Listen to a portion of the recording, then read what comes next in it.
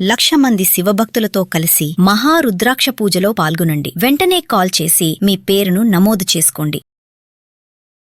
Suman TV ప్రేక్షకులకు నమస్కారం. నేను మీ అనలిస్ట్ మందడి కృష్ణారెడ్డిని మాట్లాడుతున్నాను. మహారాష్ట్రలో కేతన్ అగర్వాల్కు సంబంధించినటువంటి హత్య కేసు ఇంకా చిక్కుముళ్ళ నుంచే బయటపడలేదా? మొదట్లో తనే హత్య చేశానని చెప్పినటువంటి షియా గోయల్ తన ప్రియుడైనటువంటి చేతన్ చవాన్తో కలిసి చేసినట్టుగా చెప్పినట్టు దాన్ని ఇప్పుడు బుకాయిస్తూ తనకేమీ సంబంధం లేదు, తన ప్రియుడే చేశాడని తను, చేతన్ చవాన్ నేను చేయలేదు షియా గోయలే చేసిందని తను, ఒకరి మీద ఒకరు అభియోగాలు మోపుకుంటారు. తద్వారా ఈ కేసు ఏమైపోతుందో తెలియని పరిస్థితి ఏర్పడుతుంది. మొదట్లో చిక్కుముడంతా విడిపోయింది. ఇక కేసు కోర్టులో దాఖలు చేసేసి శిక్ష పడ్డట్టుగా చేయాలనుకున్న పోలీసులకి ఇప్పుడు ఒక పదిల్లాగా తయారైపోయింది. దానికి తోడుగా కేతన్ అగర్వాల్ సంబంధించినటువంటి ఫోన్ ఏమైతే ఉందో ఆ ఫోను షియా గోయల్ దగ్గరే ఉండింది. అందులోంచి ఏదైనా డిలీట్ చేసిందా విషయాన్ని పోలీసులకు తెలియకుండా తను కాపాడుకోవడానికి ప్రయత్నం చేసింది అనేటువంటి కోణంలో కూడా పోలీసులు ఇప్పుడు ప్రయత్నం చేస్తున్నారు, పరిశోధిస్తున్నారు. మొదట్లో ఏం చెప్పిందంటే తనే తోసేసింది అని షియా గోయలు ఒప్పుకోవడం జరిగింది. కానీ ఇప్పుడు తప్పు, పోలీసులు బెదిరించడం వల్ల చేశాను తప్ప నేనేం చేయలేదు అని చెప్తోంది. ఇలాగా ప్రియుడి మీద ప్రేయసి ఒకరి మీద ఒకరు చెప్పుకుంటూ ఈ కేసును తప్పుదోవ పట్టించేందుకు ప్రయత్నం చేస్తున్నారనే అనుమానం పోలీసులకు కలుగుతోంది. రోజుకు ఒక మలుపు తిరుగుతున్నట్టు ఈ కేసు లోపల చిట్ట చివరికి పోలీసు ఉన్నతాధికారులు చేసిన పని ఏమిటంటే మహారాష్ట్ర లోపల లైవ్ డిటెక్టివ్ పరీక్షలు చేద్దామనేటువంటి నిర్ణయానికి వచ్చారు. ఈ లైవ్ డిటెక్టర్ ఎట్లా పనిచేస్తుంది అంటే ఒక మనిషిని కొంత ఆఫ్ మైండెడ్గా ఉంచేసేసి వాస్తవాన్ని రాబట్టే ప్రయత్నం చేస్తారు.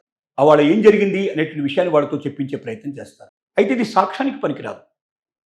ఆమె లైవ్ డిటెక్టర్ చెప్పింది కాబట్టి ఆమె చెప్పిన మాటలనే మేము నమ్ముతున్నాం కాబట్టి దీని ద్వారా ఆవిడకి శిక్ష వేయమని చెప్పి పోలీసులు రేపు కోర్టులో సబ్మిట్ చేయడానికి వీల్లేదు. కానీ అసలు ఆ రోజు ఏం జరిగిందో తెలుసుకోవడానికి ఒక అవకాశం పోలీసులకు ఏర్పడుతుంది. తద్వారా సులభంగా ఈ యొక్క కేసుని పరిష్కరించగలవు అనే నమ్మకం వాళ్ళకి కలిగింది.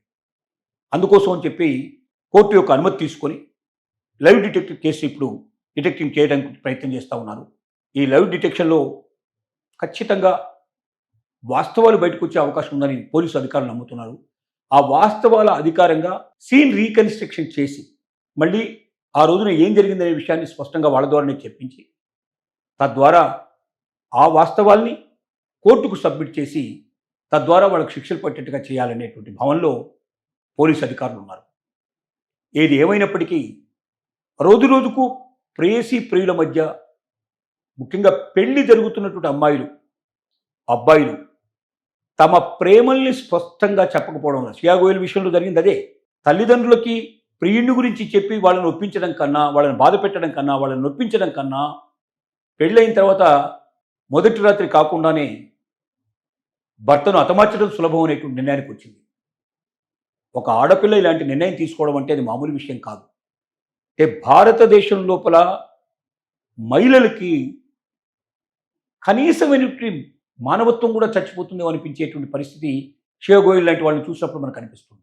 ఏ పాపం ఎరగనటువంటి ఒక వ్యక్తిని హత్య చేసే స్థితికి దిగజారడం అనేది చాలా ఘోరమైన విషయం. తన జీవితంలో ఏం జరిగిందో పెళ్ళైనటువంటి భర్తకు చెప్పి తను తప్పుకుంటున్నట్టుగా చెప్పినా కూడా సంతోషంగా వదిలిపెట్టే అవకాశం ఉండేదేమో. కానీ వాస్తవాలు చెప్పకుండా పైపెచ్చు పెళ్లి జరిగిన మొదటి రోజుల్లోనే తనను హనీమూన్ కన్ని తీసుకెళ్ళి అక్కడ హతమార్చిన ఈ సంఘటన ప్రతి మహిళని ఆలోచింపజేయాలి, ప్రతి మనిషిని ఆలోచింపజేయాలి. ముఖ్యంగా తల్లిదండ్రులు తమ బిడ్డలకి బలవంతంగా ప్రెస్టేజ్ కోసమనో, డబ్బు కోసమనో, ఆదాయం కోసమనో, భవిష్యత్తు కోసమనో ఆలోచించి గొంతు కోసే ప్రయత్నం చేసి ప్రేమించిన వాళ్ళకు దూరం చేస్తే చివరికి భర్తలని మీద ప్రతీకారం తీర్చుకునే పరిస్థితి ఏర్పడుతుంది. అది కుటుంబాలకే చెడ్డతలంపు తెస్తున్న విషయాన్ని ప్రతి ఒక్కరూ అర్థం చేసుకోవాల్సిందిగా కోరుతుంది. మహారాష్ట్రలో కేతన్ అగర్వాల్కు సంబంధించినటువంటి హత్య కేసు ఇంకా చిక్కుముళ్ళ నుంచే బయటపడలేదా? మొదట్లో తనే హత్య చేశానని చెప్పినటువంటి షియా గోయల్ తన ప్రియుడైనటువంటి చేతన్ చవాన్తో కలిసి చేసినట్టుగా చెప్పినట్టు దాన్ని ఇప్పుడు బుకాయిస్తూ తనకేమీ సంబంధం లేదు, తన ప్రియుడే చేశాడని తను, చేతన్ చవాన్ నేను చేయలేదు షియా గోయలే చేసిందని తను, ఒకరి మీద ఒకరు అభియోగాలు మోపుకుంటారు. తద్వారా ఈ కేసు ఏమైపోతుందో తెలియని పరిస్థితి ఏర్పడుతుంది. మొదట్లో చిక్కుముడి అంతా విడిపోయింది. ఇక కేసు కోర్టులో దాఖలు చేసేసి శిక్ష పడ్డట్టుగా చేయాలనుకున్న పోలీసులకి ఇప్పుడు ఒక పదిల్లాగా తయారైపోయింది. దానికి తోడుగా కేతన్ అగర్వాల్కి సంబంధించినటువంటి ఫోన్ ఏదైతే ఉందో ఆ ఫోను సియా గోయల్ దగ్గరే ఉండింది. అందులోంచి ఏదైనా డిలీట్ చేసింది ఆ విషయాన్ని పోలీసులకు తెలియకుండా తను కాపాడుకోవడానికి ప్రయత్నం చేసింది అనేటువంటి కోణంలో కూడా పోలీసులు ఇప్పుడు ప్రయత్నం చేస్తున్నారు, పరిశోధిస్తున్నారు. మొదట్లో ఏం చెప్పిందంటే తనే తోసేసింది అని షియా గోయల్ ఒప్పుకోవడం జరిగింది.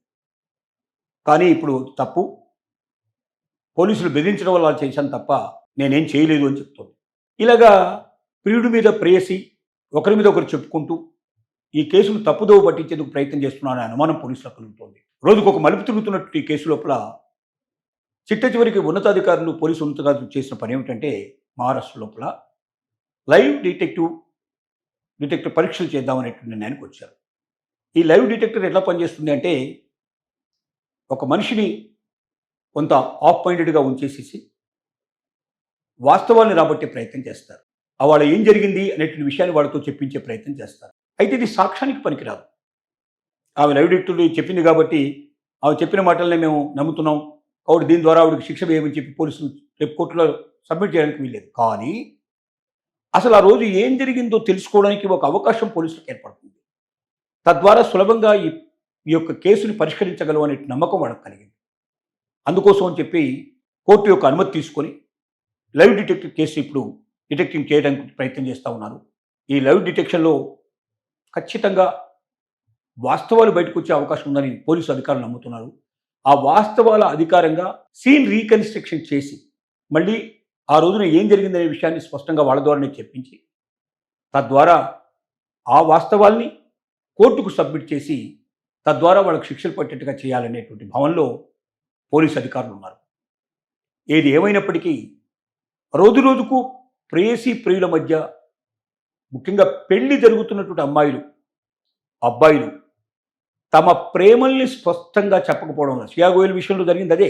తల్లిదండ్రులకి ప్రియుడిని గురించి చెప్పి వాళ్ళని ఒప్పించడం కన్నా, వాళ్ళని బాధ పెట్టడం కన్నా, వాళ్ళని నొప్పించడం కన్నా పెళ్ళైన తర్వాత మొదటి రాత్రి కాకుండానే భర్తను హతమార్చడం సులభం అనేటువంటి నిర్ణయానికి వచ్చింది.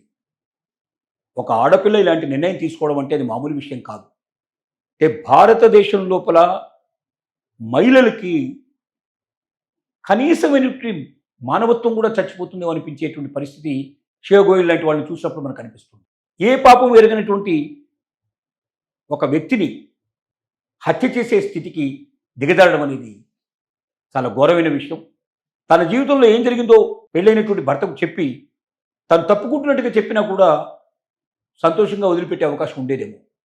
కానీ వాస్తవాలు చెప్పకుండా పైపెచ్చు పెళ్లి జరిగిన మొదటి రోజుల్లోనే తనను హనీమూన్ కన్ని తీసుకెళ్ళి అక్కడ హతమార్చిన ఈ సంఘటన ప్రతి మహిళని ఆలోచింపజేయాలి, ప్రతి మనిషిని ఆలోచింపజేయాలి. ముఖ్యంగా తల్లిదండ్రులు తమ బిడ్డలకి బలవంతంగా ప్రెస్టేజ్ కోసమనో, డబ్బు కోసమనో, ఆదాయం కోసమనో, భవిష్యత్తు కోసమనో ఆలోచించి గొంతు కోసే ప్రయత్నం చేసి ప్రేమించిన వాళ్ళకు దూరం చేస్తే చివరికి భర్తలని మీద ప్రతీకారం తీర్చుకునే పరిస్థితి ఏర్పడుతుంది.